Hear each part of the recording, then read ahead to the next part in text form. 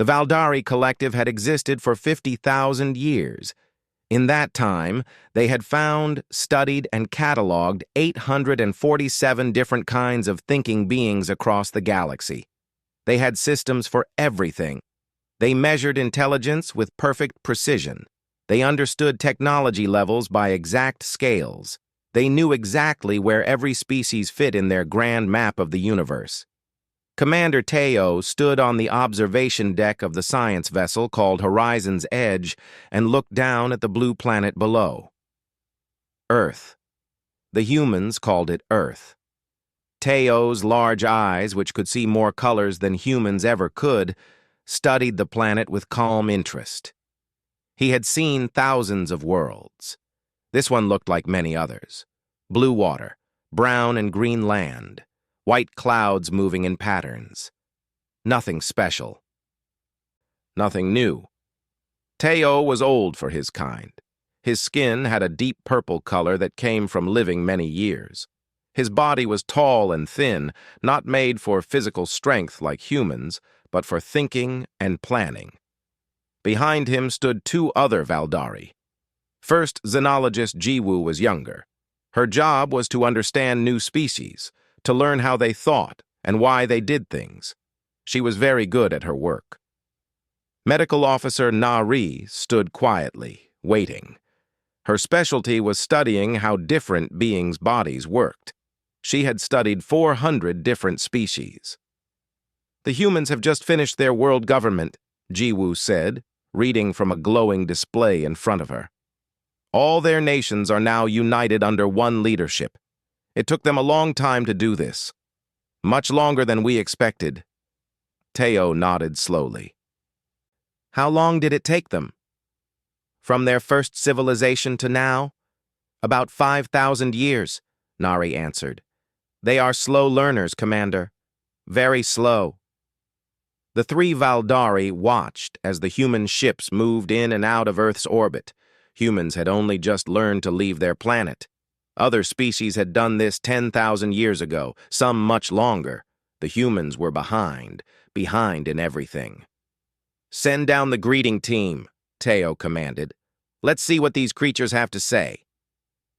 2 hours later, 3 human beings sat in a large circular room inside the Horizon's Edge. They had been brought up by transport ships. Their faces showed fear and wonder at the same time. Everything around them was strange. The air was cool and smelled different. The walls glowed with soft light.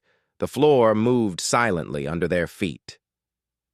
Captain Minho was the leader of the 3 humans. He was a military man, trained to stay calm in difficult situations. His face showed no fear, though his hands were tight in his lap. He had been chosen because he was both a soldier and a diplomat. The world's government thought he could talk to aliens without making problems. Beside him sat Dr. Hei-jun. She was a scientist, one of the smartest people on Earth. Her job was to understand what the Valdari wanted and help make agreements. She kept taking deep breaths, trying to calm her racing heart. Everything she saw here was 50 years ahead of what humans could do. Maybe more. The third human was Parkman. He was not military or government. He was a humanitarian worker, someone who had spent his life helping poor people and sick people. He had been chosen because he understood all kinds of people. The world leaders thought he could help the aliens understand the real humans, not just the leaders. Commander Teo entered the room. His purple body seemed to glow in the light. He did not sit down. The Valdari did not sit very much.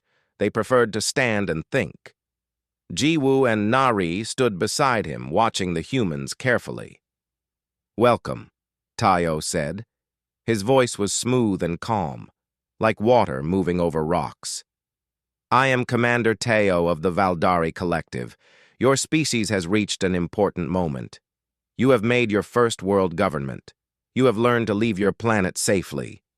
You have learned to think as one world instead of many nations. This is important progress." Captain Minho stood up. "Thank you for welcoming us to the stars," he said. His voice was steady. "We have waited a long time for this day. We hoped we were not alone in the universe. You were not alone, Ji-woo said. She was looking at Min-ho with great interest, the way a scientist looks at something new and interesting. But you are very young. Very, very young. Most species we know had already visited 10 other worlds before they made their first world government. Dr. Hae-jun asked a careful question. What happens now? Will we join the collective? Teo looked at Nari. Nari held a small, glowing object. She pointed it at the three humans. A blue light passed over their bodies, not painful, just strange. We must test you, Teo explained. Every new species must show they can think and act in ways that fit the collective. We will give you problems to solve. We will watch how you solve them. Then we will decide if humans are ready to join us as citizens of the galaxy. Park Min felt a small worry. These beings seemed certain about everything. They seemed to believe they understood the whole universe and how everything should work. But he said nothing yet. It was not the time to speak. The three humans were taken to a smaller room. There was food, not like human food, but they were told they could eat it. There was soft furniture where they could rest. There was a window where they could look out at the stars. For the first time since arriving on the ship, they could talk privately. They are testing us, Hae-jun said, understanding at once. They will watch everything we do. I know, Min-ho replied. We need to be strong. We need to show them humans are worth knowing. Park Min looked out at the stars. He thought about all the people on Earth, all the families, all the people who loved each other, all the art and music and hope that humans had created. And here, in this ship full of aliens with perfect knowledge and perfect systems, they would be judged. We need to show them something they cannot measure, Park Min said quietly. We need to show them what makes us human. Neither Min-ho nor Hae-jun knew exactly what he meant, but they both felt something in his words, something important. Back on the observation deck, Ji-woo watched the three humans on a small screen. They are afraid, she said to Teo. Their bodies show stress signals. Normal, Teo said. All new species show fear. But I have read about humans. They are interesting in one way. When they are afraid, they do not always act in the logical way. They sometimes do unexpected things. Nari looked at Teo. Is that a problem, Commander? Teo continued to watch the screen. Min-ho was placing his hand on Park Min's shoulder, a gesture of comfort. Hae-jun was describing to them what she had learned about the Valdari. She was trying to give them hope. No, Teo said slowly. I do not think it is a problem. I think it may be something we need to understand better. In his very old mind, Teo felt a small spark of curiosity. In 50,000 years, very little surprised the Valdari anymore. But something about these young humans, these creatures so new to the galaxy, was different. Very different indeed. The test began the next morning, or what the humans called morning. Time worked strangely on the ship. There was no sun to tell day from night. Everything was artificial light, always the same brightness. The Valdari did not need sleep like humans did. They rested by thinking less, but they never stopped completely. Commander Teo explained the test to the three humans in the same large room where they had first met. On the walls, images appeared.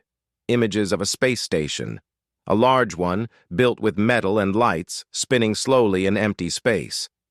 Every species must face a moral problem, Teo said.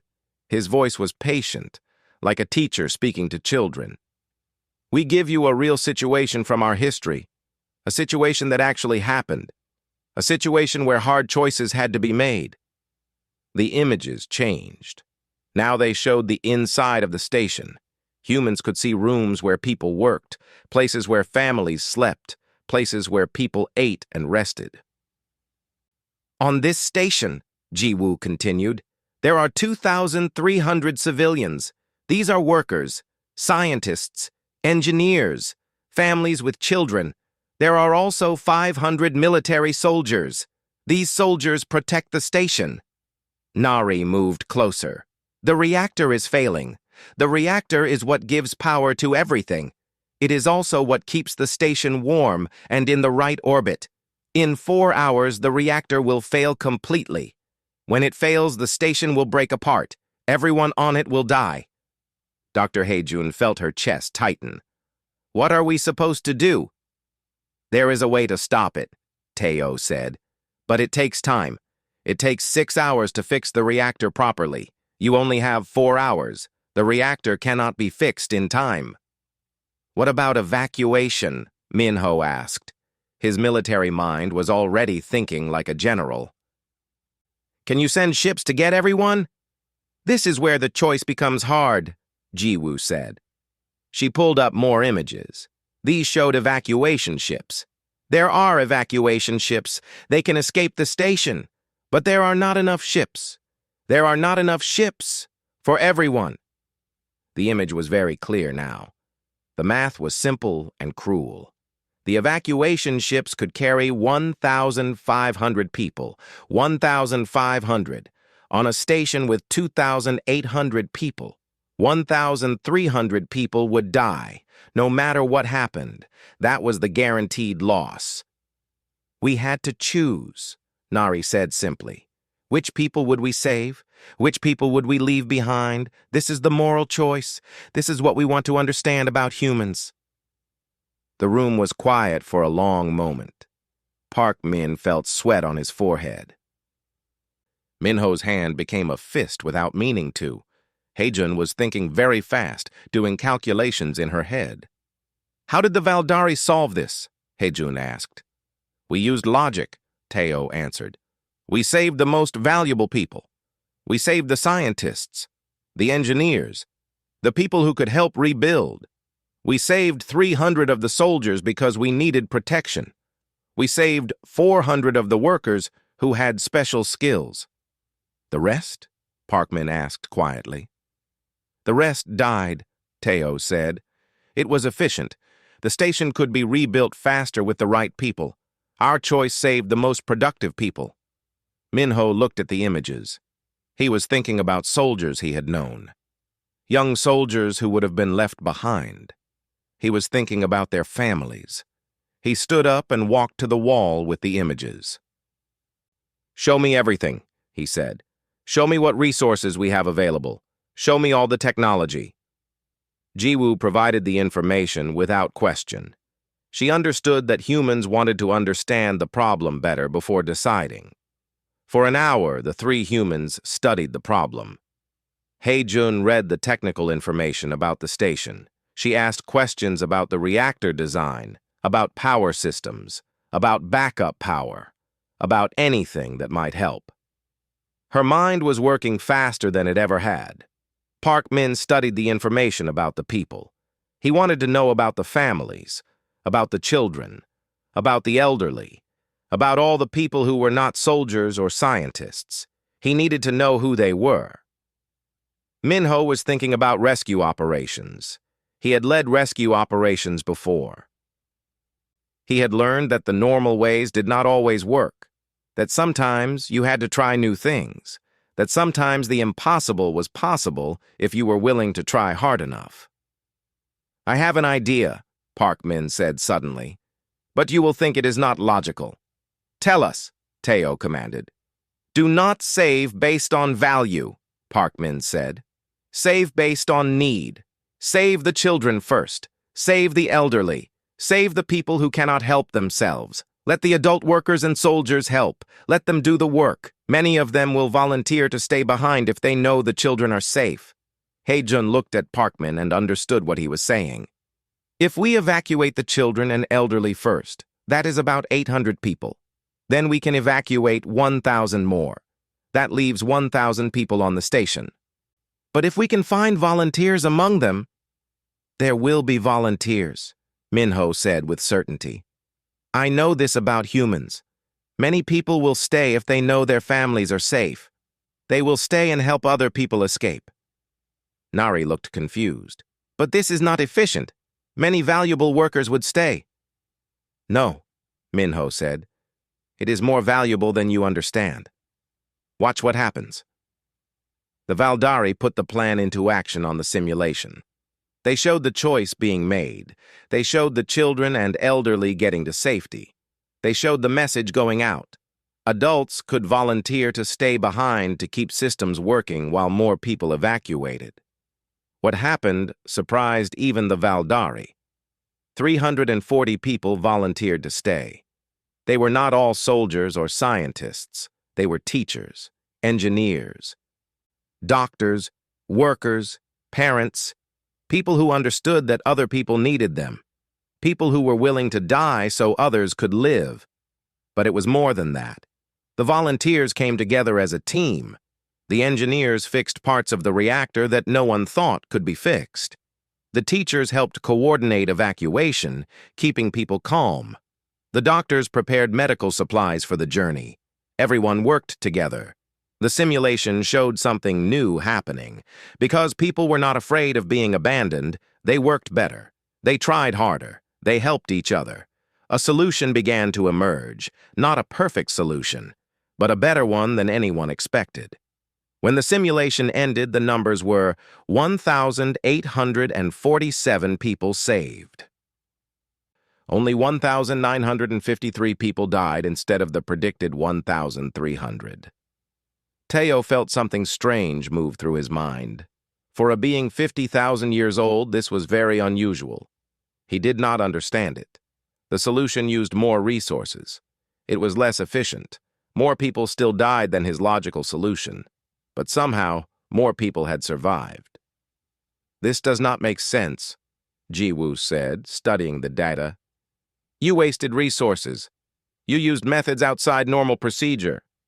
We did not leave people behind to die if we could help it, Parkman said simply. We asked people to help. They helped. Together we saved more people than if we just looked at numbers. Dr. Haijun added, in humans, when we are part of a team, when we have hope, we can do things that seem impossible. Your logic did not count this. Your logic only counts what we already know we can do. Minho looked directly at Taio. We don't choose efficiency. We choose to save people. We choose to ask for help. We choose to believe that together we can do more. That is what we choose. That is what humans do. For the first time in 50,000 years, Commander Teo felt uncertain. He did not know if this was better or worse. He did not know if this was progress or foolishness. But he knew that it was something the Valdari did not have. Something very different. The Valdari ship stayed above Earth for many days after the test. Commander Teo wanted to understand more. The solution the humans had offered still confused him. It did not fit the patterns he knew. It did not follow the logic that had worked for 50,000 years. Jiwoo spent all her time studying. She did not go back to the ship to rest. She sent transport ships to Earth. She brought humans to the ship, not leaders this time, regular people, workers, artists, teachers, scientists, farmers, shop owners, people from every nation on Earth, from every kind of life. She asked them questions. Why did they do what they did? What made them choose their work? What made them happy? What did they want from life? The answers confused her more than the test had confused Teo. A human named Lee Su came to speak with Jiwoo. Lee Su had been a business person. He had made a lot of money, but 5 years ago, he had left his business. Now he taught poor children how to read and write. He lived in a small house. He made very little money. He had very little. Why did you leave? Jiwoo asked. You had value. You had resources. You had status. Lee Su smiled. I had those things, yes, but I was empty. I went home every night to an empty house. I had money but no purpose. When I started teaching, I found purpose. Now I have something that matters. Jiwoo did not understand. But you are less efficient now. You have fewer resources. You cannot advance your own future as well. No, Lee Su agreed. But 10 children will go to university now because I taught them. 10 families have hope now because of me. That is more than any business I could build. An artist named Rahi was brought to the ship. She made sculptures, large, beautiful sculptures. She lived in poverty. She had almost no money. She was hungry many days. But she created. Every day, she created. Why? Nari asked with genuine confusion. You suffer. You have no resources. Why do you continue? Rahi looked at her sculpture on the wall. It was beautiful. It showed a family together moving through wind. Because beauty must exist, Rahi said simply. Because people need to see beautiful things. Because I have the ability to create, and it would be wrong not to use that ability. The world would be smaller without beauty. But no one pays you well for this, Nari said. No, Rahi said. But people see my work. People feel less alone when they see it. That is enough. Jiwoo brought a firefighter named Dongmin to the ship. Dongmin had worked his entire life fighting fires, running into burning buildings, saving people he did not know. His job was dangerous. He did not make much money. He had been injured many times. Every day you risk death, Teo said to Dongmin. For people who are strangers, for very little pay. This is not logical. Dongmin looked confused by the question. What else should I do? There are people in danger. I can help, so I help. It is simple. But other people could do this, Teo pointed out. Yes, Dongmin said, but I can do it. I am here. I can do it now, so I do it. Over many days, Jiwoo interviewed thousands of humans. She took notes on everything. She measured their brain activity. She studied how they responded to different situations. And slowly, a pattern emerged. But it was not a pattern the Valdari had in their systems. One of the biggest surprises came when Nari studied how human brains worked during suffering. The Valdari expected human brains to shut down during great hardship, to give up, to focus only on survival. Instead, something strange happened. When humans suffered greatly, their brains produced special chemicals. These chemicals made them more likely to help others. Humans who were hurt themselves would help other hurt people. Humans who lost everything would help others who had lost everything. This is not efficiency, Nari explained to Tayo. This is not logic. During suffering, they should protect themselves. Instead, they help others. Their brains are designed for cooperation, not competition. A researcher named Jiho came to the ship. She had spent 20 years trying to find cures for diseases. She had not succeeded. She had no money. She lived a simple life. She would probably never become famous, but she continued her research every day. Why? Teo asked. You may never succeed. Others may do this work. You do not have to bear this burden. Jiho looked at Teo very seriously. Because if I do not try, then people will suffer and die. Maybe I will fail. Maybe someone else will succeed. But I cannot know this. I can only know that I must try. That is what it means to be human, to try even when success is not certain. After many days of study, Jiwoo made a discovery that changed everything. She was studying human entertainment, movies and music and stories and art, and she realized something that shocked her. Humans did not just consume entertainment. Humans created meaning from everything. Every species used entertainment to rest or be distracted, but humans used it to understand themselves, to explore possibilities, to imagine futures, to connect with other humans who had similar feelings. More than that, humans created entertainment even in situations where it made no sense to do so. In war, soldiers wrote poetry. In poverty, people made music. In darkness, people made art. The Valdari could not calculate a logical reason for this. It provided no survival advantage, but it meant something. It meant that humans had a need that went deeper than survival, a need to create meaning, to create beauty, to create connection. Jiwoo brought this discovery to Commander Teo. She was confused but also amazed. They are not logical, she said, but they are not random either. There is a pattern here, Commander, a pattern we have never seen before. Teo stood very still for a long time. In 50,000 years, the Valdari had been confident in their understanding. They had believed they knew how all thinking beings worked. But humans were different. What do you think they are? Teo asked Jiwoo. Jiwoo took a long time to answer. I think they are meaning makers. They do not survive just to survive. They survive to create, to love, to connect with others, to make something that will last, to matter. That is more important to them than efficiency or resources or even survival itself. Is this weakness? Nari asked. No, Teo said slowly. I am beginning to think it is something else entirely. Something the Valdari do not have. Something that may be more powerful than anything we have ever measured.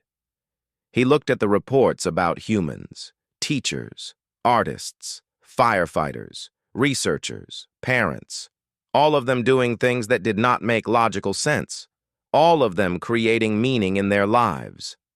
I want to study this more, Teo commanded. I want to understand what this means. Contact Earth leadership. Tell them we need more time here. Tell them we want to learn everything about how humans think. Tell them that the Valdari have never encountered a species like theirs before. Jiwoo felt excitement in her heart, an emotion the Valdari rarely felt. We may need to change how we classify species, Commander. Yes, Teo agreed. We may need to change everything we think we know about intelligence itself. And on Earth below, humans continued doing what they had always done. They worked at jobs that did not make sense. They created beauty in the middle of suffering. They helped strangers. They loved each other. They tried to make meaning out of their short lives. They had no idea that an entire ancient civilization was beginning to question everything it believed, simply by watching them live. The message came from the collective central authority. Commander Teo received it while he was still studying the humans. The message was urgent. Everything changed in an instant. A zillion swarm has entered collective space, the message said. The swarm has destroyed 3 outer colonies. Thousands are dead. The collective is calling back all science vessels for defense preparation. Teo felt something like fear, though the Valdari rarely felt fear. In 50,000 years there had been threats, there had been wars, but nothing like the Zillion swarm. The swarm was not an army that could be fought. The swarm was not a civilization that could be negotiated with. The swarm was a plague, a living plague made of metal and biology combined together in ways that should not be possible. It consumed everything. It learned from everything it consumed. It was unstoppable. Jiwoo came to Teo with more information. She looked frightened, which was very rare for her. The swarm is moving toward the outer edge of collective territory. If its path continues, Earth is directly in its path, Teo finished for her. Yes, Jiwoo said quietly. In approximately 72 hours, the swarm will reach Earth orbit. They went immediately to Commander Teo's communication room. He opened a connection to collective central authority. He spoke to a group of high-level Valdari leaders, beings who had lived for hundreds of thousands of years. Earth is a new species, Teo said. They have not yet joined the collective. They are only beginning to understand space travel. We must defend them. We must send protection. The leaders looked at him with expressions that showed no emotion, but he could feel their calculation. One of the eldest leaders, a being named Velmoth, who had lived for 300,000 years, spoke. Commander, Earth is not a strategic location. It is not an important colony. The resources required to protect it would be better used defending core collective worlds. But there are 3 billion humans, Teo said urgently. 3 billion sentient beings. Yes, Velmoth agreed. But the collective's survival is more important than one new species. We have made the decision. You must evacuate all Valdari from Earth orbit. You will return to collective space immediately. Earth will be left to face the swarm alone. Teo wanted to argue, but he could not. The command was clear. The decision was made. In Valdari society, logic ruled. And the logic was simple. Sacrifice the young species to save the core of the civilization. Commander, Velmoth continued, there is one thing we need you to do. Before you leave, collect all knowledge from the humans, their science, their technology, their genetic information. It is possible they could be useful to study after the swarm has moved on. Teo closed the connection. He sat in silence for a long time. He had studied humans for days. He understood now that they were more than just young beings to be classified. They were important. They had value that went beyond calculation. And now they would die. Nari was waiting for him. She had heard the message. "What do we do?" she asked. "We obey orders," Teo said. "We prepare to leave." But then he did something he had never done in 50,000 years. He disobeyed, not openly, but he did not prepare to leave. Instead, he sent a private message to Dr. Haijun, asking her to come to the ship immediately. When Haijun, Min-ho, and Park Min were brought to Taio's private chamber, they could see that something terrible had happened. Taio looked different, less certain. "I have news," Taio said slowly. "News that I am not supposed to tell you, but I believe you have the right to know." He explained the situation. He explained about the Zillion swarm. He explained that it was coming to Earth. He explained that the collective had decided to not defend Earth, that humanity would be left to face the swarm alone. When he finished, there was silence. Dr. Haijun was the first to speak. Her voice was calm, but her hands were shaking. "How long do we have?" 72 hours, Teo said. "Maybe less."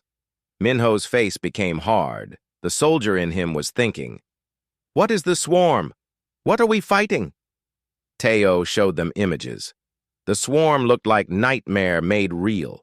It was millions of small creatures, each the size of a human hand, connected together through technology that looked alive. They moved together like one organism.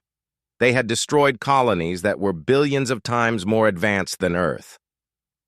"There is no weapon we have that can stop it," Teo said. "No defense that has worked. Every species that has tried to fight it has failed." Parkman was looking at the image very carefully. "You said that only a few colonies have faced it. Only 3? "Yes," Teo said. 3 colonies. "And what do all 3 have in common?" Parkman asked. "What are they looking for? Why does it attack at all?" "It consumes energy," Ji-woo said. She understood the question. "It attacks anything with power systems, anything with technology. It eats them and becomes stronger." Park Man stepped back from the image. "Then tell me, Commander, what if we did not try to fight it with weapons? What if we fought it some other way?" Minho understood what Park Min was thinking. "We would need to evacuate the cities. We would need to protect the people. We would need to stop thinking like we are a species that can be defeated," Park Min finished. "We need to think like humans. We need to survive." Haijun looked at the 3 Valdari. "Can you tell us more about the swarm? Can you give us every piece of information you have? Not just how to fight it, but how it thinks, how it moves, how it is connected?" "Why?" Teo asked. "Because," Haijun said, "I have 50,000 years of human history, 50,000 years of humans facing impossible odds, 50,000 years of humans finding ways to survive when they should have died. We may not be smart enough to fight your way, but maybe we are stubborn enough to fight our way." Teo realized at that moment what he had to do. He had studied humans carefully. He had learned that they chose meaning over efficiency, that they chose to help each other instead of abandoning people, that they created purpose even in darkness. Now it was time for the Valdari to learn what that really meant. "Ji-woo," he said, "prepare all data on the swarm. Give it to the humans, all of it." "Commander," Nari said carefully, "this is not following orders." "No," Teo said. He looked old and young at the same time. "It is not, but I have been alive 50,000 years. In all that time, I never found a reason to break my programming. Now I have one." He looked at the three humans. "Humanity deserves a chance. You are young, yes. You are small, yes. You are new to the galaxy. But you understand something we forgot a long time ago. You understand purpose. You understand hope. You understand sacrifice. Those things may be exactly what you need to survive." Minho stepped forward. "Tell us what to do. We will do it." "Go home," Teo said. "Organize Earth, prepare for war, and show us what humans are made of. Show the galaxy what you can do when you are facing the end." The three humans left the ship. They did not know what would happen next, but they knew they had 72 hours to save their world. And for the first time in Earth's history, all humans would face a crisis together. All humans would have to choose. All humans would have to believe that survival was possible. Above Earth, Commander Teo watched the planet below. He had made his choice. He would help the humans, even if the collective never forgave him. He would see if this young species could do what the Valdari could not do. He would see if humanity could truly be unconquerable. The first thing that happened on Earth was that Park Min did something no world leader had ever done. He gathered every leader on the planet, every president, every king, every government official. He told them the truth, all of it, the aliens, the swarm, the fact that they had 70 hours to prepare or die. Some leaders wanted to hide it from their people. They wanted to keep hope alive by not telling the truth. But Park Min was very clear. A secret this big cannot be kept. The people deserve to know. The people deserve to choose how to face this. They deserve to have purpose. The news went out across the entire Earth within hours. It was chaos at first. Some people were terrified. Some wanted to run. Some wanted to hide. But something unexpected happened. After the fear came something else. Humans started helping each other. Teachers like Il-sun, Captain Minho's sister, began organizing in schools. She did not teach lessons about normal subjects. She taught children about what was happening. But she taught it with hope, not with despair. She taught it the way you would tell a story about heroes, because that is what humans would have to be. Doctors and scientists like Dr. Hei-jun immediately started working with the Valdari information that had been shared secretly. The swarm was complex, yes, but it was not magic. It had rules. It had biology. It had systems. Those could be understood. Those could be exploited. Minho began organizing the military of the world. For the first time in history, every soldier on Earth answered to one command, one purpose. There were no enemies among humans anymore. There were only partners. Soldiers from different nations who had fought each other for centuries now trained together. But the most surprising thing happened in the poor areas of cities, in the places where people had nothing. Park Min organized what he called survival circles, groups of people who would stick together, who would help each other, who would make sure that if they were going to die, they would die together and knowing that they had tried everything. Il-sun's 7-year-old daughter asked her mother, "Are we going to die?" Il-sun sat down with her daughter. She told her the truth. "I do not know," she said. "Maybe. But if we do, we die knowing that we tried our best. And we die knowing that we tried to save everyone. That is better than dying hiding in fear." The little girl thought about this. Then she asked, "Can I help?" "Yes," Il-sun said. "Everyone can help." Scientists worked continuously, barely sleeping. They studied the data about the swarm. They found its weakness. It was not invincible. It was elegant. It was efficient. But efficiency has a cost. The swarm was connected through quantum communication. All the different parts of the swarm talk to each other through quantum signals. "It is like a brain," Hei-Jun explained to the world leaders. "Billions of small creatures, but they think like one being. But every thinking system has a frequency, has a rhythm.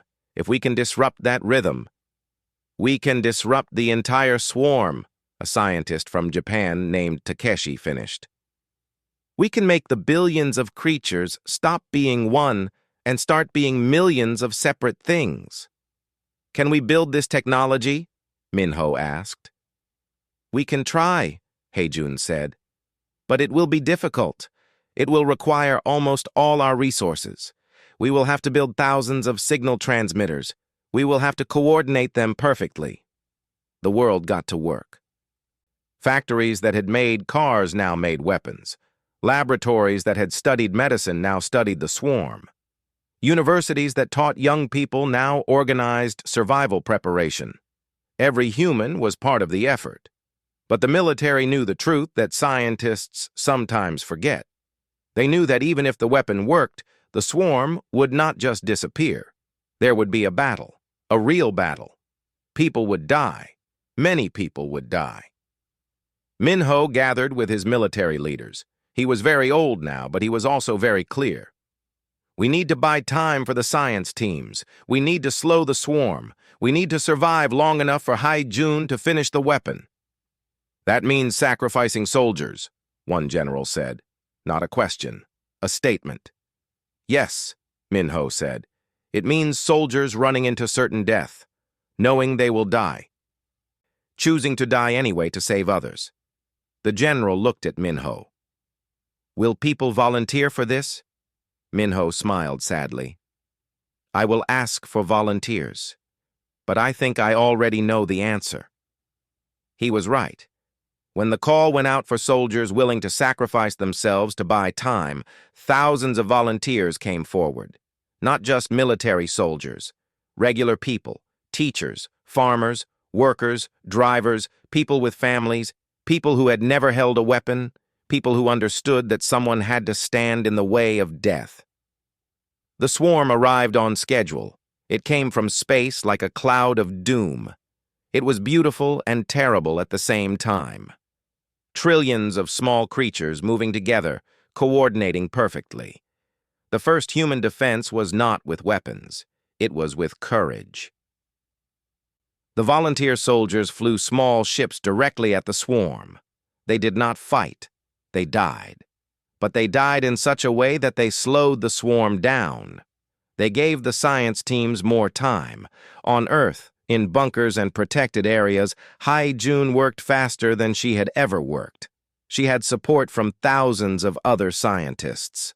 They were building the frequency weapon. They were building the device that might save the world. But the swarm kept coming. It started attacking Earth cities. It consumed power plants. It destroyed buildings. It killed thousands, then tens of thousands, then hundreds of thousands. But humanity did not surrender. Every time the swarm destroyed something, humans moved the weapon parts to safety. Every time the swarm killed soldiers, more humans took their place. Every time it seemed like all hope was lost, humans found new ways to resist. Firefighters like Dong Min, who had died in the first waves of the attack but was remembered by all, had taught humans how to work together under pressure. Teachers had taught them to think even when afraid. Artists had taught them to see beauty even in darkness. Researchers had shown them that impossible problems could be solved. 70 hours became 80. 80 became 90. And finally, Hei-Jun had it. The weapon, the frequency disruptor. It was beautiful in its way. Not a weapon that killed, a weapon that disconnected. A weapon that turned the swarm from one unified creature into billions of confused, separate creatures. But Hei-Jun understood something that the scientists had not shared with the military. The weapon had a range limit. It would only work if someone was at the exact center of the swarm, if someone broadcast the signal from inside the swarm itself. Minho was in the command center when she explained this to him. "How many people would this kill?" he asked. "Everyone in the broadcast zone," Haijun said. "Maybe 30,000 people. Maybe more." Minho nodded slowly. He understood what this meant. Someone had to go into the swarm. Someone had to broadcast the signal from inside. Someone had to die so that billions could live. "I will do it," he said. "No," Haijun said. "You are needed to command the survival after. You are needed to help rebuild." Minho looked at this brilliant woman who had come so far, who had saved so many, who understood sacrifice but did not want to see her friend die. "Then I will choose volunteers," he said. "I will ask who is willing to die to save Earth." When the call went out, 500,000 people volunteered.